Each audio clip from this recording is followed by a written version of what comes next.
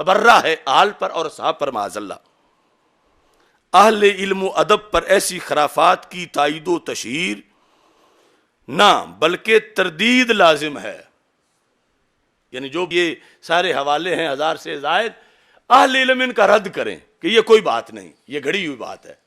جو داتا صاحب نے لکھا اس کا رد کریں کہ یہ گھڑی ہوئی بات ہے۔ صرف بات یہی نہیں رکی، اس سے اگلی جو کتاب ہے مقام السنیہ، اس کے صفحہ نمبر 290 اور 291 پر لکھتا ہے باقی رہا ام کلثوم بنت علی، یہاں بھی نہیں لکھا حضرت، یہاں بھی سیدہ نہیں لکھا، ام کلثوم بنت علی کا مہین و مضطرب بے اصل محض فسانہ کی نقل۔ مہین کا معنی اہانت کرنے والی بات، یعنی یہ ماننا، اور مضطرب کے ثابت ہی نہیں، اور مضطرب پڑھیں یا مضطرب دونوں پڑھ سکتے ہیں، اور بے اصل محض فسانہ کی نقل اڑانے والے۔ اب پتہ ہے اس کو کہ یہ نکاح ام کلثوم مانتے ہیں، یہ سنی ہیں، سنی مان کے پھر رد کر رہا ہے اور کہتا ہے یہ نقلی سنی ہے، یعنی داتا صاحب، امام بخاری، یہ سارے، وہ کہتا ہے کہ کیا ہے، اگرچہ دعوی سنیت کرتے ہیں، اگرچہ، تو یہ اسے پتا ہے کہ جو وہ رد کر رہا ہے روافض کا مذہب نہیں ہے، جو رد کر رہا ہے خوارج کا مذہب نہیں ہے، جو رد کر رہا ہے جس چیز کو وہ نواسب کا مذہب نہیں ہے، وہ مذہب اہل سنت اپنائے ہوئے ہیں اور 14 صدیوں میں اپنائے ہوئے ہیں۔ تو کہتا ہے کہ اگرچہ دعوی سنیت کرتے ہیں مگر دراصل یہ بدترین تبرہ ہے، جو کشف المحجوب میں لکھا گیا کہ اگرچہ یہ دعوی سنیت کرتے ہیں، چونکہ داتا صاحب رحمۃ اللہ علیہ نے کشف المحجوب میں کم از کم 6 جگہ پر اپنا اہل سنت ہونا لکھا ہے، وہ ہم اگلے سیمینار میں اس کے حوالے دیں گے۔ تو اب اس نے کہتا ہے مگر دراصل یہ بدترین تبرہ جسے ہوا دی جا رہی ہے، ہم علماء اہل سنت پر اس کا رد کرنا واجب ہے، خود سنی بنتا، ہم علماء اہل سنت پر، جبکہ بد سے بدتر شر کا موجب بن رہا ہے، یعنی چونکہ اگر نکاح ام کلثوم مانا جائے رضی اللہ تعالیٰ عنہما تو پھر رفض نہیں چل سکتا، اور پھر یہ جعلی محبت اہل بیت نہیں چل سکتی۔ تو وہ کہتا ہے کہ یہ شر کا موجب بن رہا ہے، یہ جو بات پھیل رہی ہے، حالانکہ 14 صدیوں میں سے آئی ہے، تو اب اس نے کیا پھیلنا، وہ تو شروع سے آ رہی ہے۔ کہتا ہے کہ یہ ماننا کیا ہے، اہل بیت اور صحابہ کی تنقیص ہے، یعنی صحابہ کا نام تو ویسے وہ رسمن ساتھ ذکر کر رہا ہے، اہل بیت و صحابہ کی تنقیص ہے اور شدید توہین ہے، و ایذا کا موجب ہو رہا ہے۔ تو یہ ہمیشہ جب کسی برے کو، بالخصوص یہ رفض کے ٹولے کو، کسی نے آگے سے ٹوکا کہ تم غلط کر رہے ہو، تو فٹ فتویٰ اس پہ توہین اور ادب بے ادبی کا ہی لگا، جو اللہ کے فضل سے ہم بھی ان لوگوں سے یہ اعزاز حاصل کر چکے ہیں۔ لازم ہے کہ اپنا عقیدہ صحیح ہو، اس سے خیال کرنا بھی صحیح نہیں کہ مجھے لوگ کیا کہہ رہے ہیں، چونکہ یہ بات تو انہوں نے معاذ اللہ حضرت آدم علیہ السلام کے خلاف بھی لکھ دی کہ ان کو جنت سے نکالا گیا تھا بغض اہل بیت کی وجہ سے، اب پیچھے بچے گا کیا؟ تو اب یہاں اس کے ساتھ پھر کہتا ہے یہ کہاں کی سنیت ہے، تو پتہ چلا کہ ضربیں اہل سنت کو ہی مار رہا تھا، اور آج کے بے عقل اندھے سنی سمجھیں جو اس کے چرنوں میں پھر چرتے پھر رہے ہیں اور ایک نیا فتنہ پاکستان میں پیدا کرنا چاہتے ہیں، ٹائٹل حب اہل بیت کا دے کر، حب صحابہ، حب اہل عظمت صحابہ کا ٹائٹل دے کر وہ کہہ رہے یہ کہاں کی سنیت ہے جو بخاری نے لکھ دیا، یہ کہاں کی حنفیت ہے جو داتا صاحب نے لکھ دیا، دونوں لفظ بولے، کہاں کی سنیت و حنفیت ہے؟ تو پتہ چلا کوئی وہ غیر مقلدوں کے اوپر حملہ کرنے نہیں نکلا تھا، وہ حنفیوں پہ حملہ کرنے نکلا تھا، وہ سنیوں پہ حملہ کرنے نکلا تھا، اور یہ نہیں کہ کوئی کہے وہ مر گیا ہے، یہ ریاض شاہ کی شکل میں وہی ہے، عبد القادر شاہ کی شکل میں وہی ہے، اور اگر عرفان شاہ کو آج غصہ نہ آئے تو اس کی شکل میں بھی وہی ہے۔ کل تک اس کی شکل میں حافظ الحدیث نظر آتے تھے، اور اس کو اپنے کرتوت دیکھنے چاہیے۔ یہ لفظ میں کبھی بھی نہ بولتا، اگرچہ ہمیں لاکھوں گالیاں دیتے۔ جو عقیدے قرآن و سنت سے بغاوت کر جائے اس سیادت کا ادب باقی نہیں رہتا، پھر ادب کرنا ایک جرم بن جاتا ہے۔ اس پر بھی ہم ایک سیمینار کریں گے پورا، قرآن سے لے کر اعلی حضرت تک۔ آج یہ اتنی بڑی وارداتیں کر کے پھر لوگوں کو کہتے دیکھو جی ہمارے خلاف بولتے ہیں، تم اپنے کرتوت دیکھو، تم سیادت کی آڑ میں دین لوٹنا چاہتے ہو۔ تو ہمیں مجدد الفسانی نے بتایا ہے کہ کوئی کتنا بڑا لیبل لگا کے آ جائے، دین کے چوکیدار کا کام دین پہ پہرا دینا ہے، یہ دیکھنا ہے کہ لوٹ کون رہا ہے، اگرچہ لیبل اس نے کوئی لگایا ہوا۔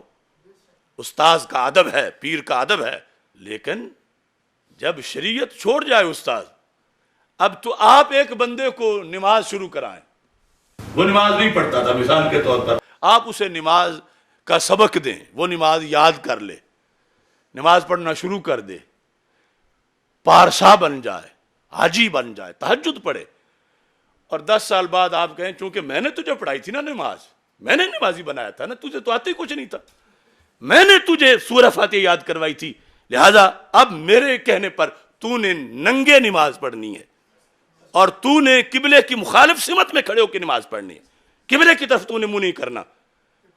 اب یہ جو نمازی ہے کیا اب اس کی بات مانے گا؟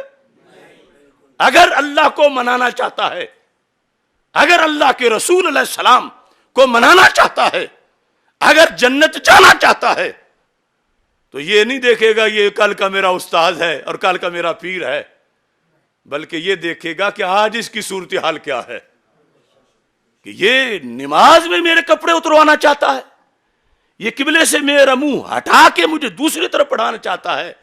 اب جو ڈٹ گیا کہ میں کپڑے نہیں اتاروں گا، میں قبلہ نہیں بدلوں گا، یہ ہے وفا شعار۔ اب اسے کوئی نہ کہے کہ اپنے استاد کی نہیں مان رہا، اپنے پیر کی نہیں مان رہا، یہ استاذ پیر کا مرتبہ قرآن و سنت کے تابع ہے، اور جو ان سے بغاوت کر جائے پھر پیچھے کوئی حیثیت باقی نہیں رہ جاتی۔ اب یہاں اگلے لفظ اس کے کہتا ہم اہل سنت و جماعت کو اس کی شدید تردید لازم ہے، نہ کہ تائید۔ اور پھر کہتا ہے کہ یہ جو نکاح ام کلثوم کی تم بات کرتے ہو، کہتا ہے کہ یہ تو ایک عام انسان کے بارے میں ماننا بہت بڑا عیب ہے، تم حضرت عمر رضی اللہ تعالیٰ عنہ کے بارے میں کیسے مان رہے ہو؟ ایک عام انسان کے بارے میں یہ ماننا، ایسی بات اس طرح کرے، یہ تم مولا علی رضی اللہ تعالیٰ عنہ کے بارے میں کیسے مان رہے ہو کہ انہوں نے رشتہ دے دیا؟ لکھتا ہے اسے مانا جائے تو صحابیت چھوڑ کسی اچھی انسانی سیرت کا صحابہ کبار پر اعتقاد کا معاذ اللہ محل ہی نہیں رہ سکتا۔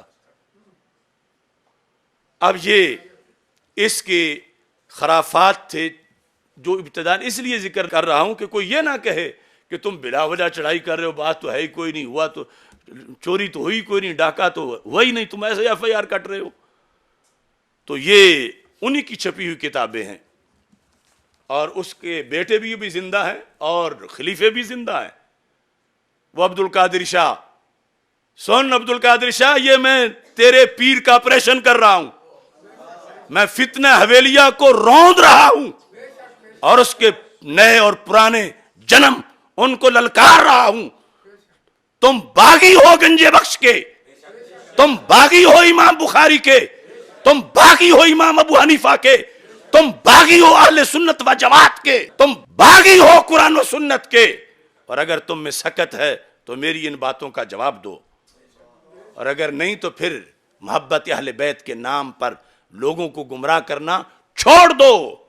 محبت اہل بیت وہ ہے جو کشف المحجوب میں داتا گنج بخش نے سکھائی ہے۔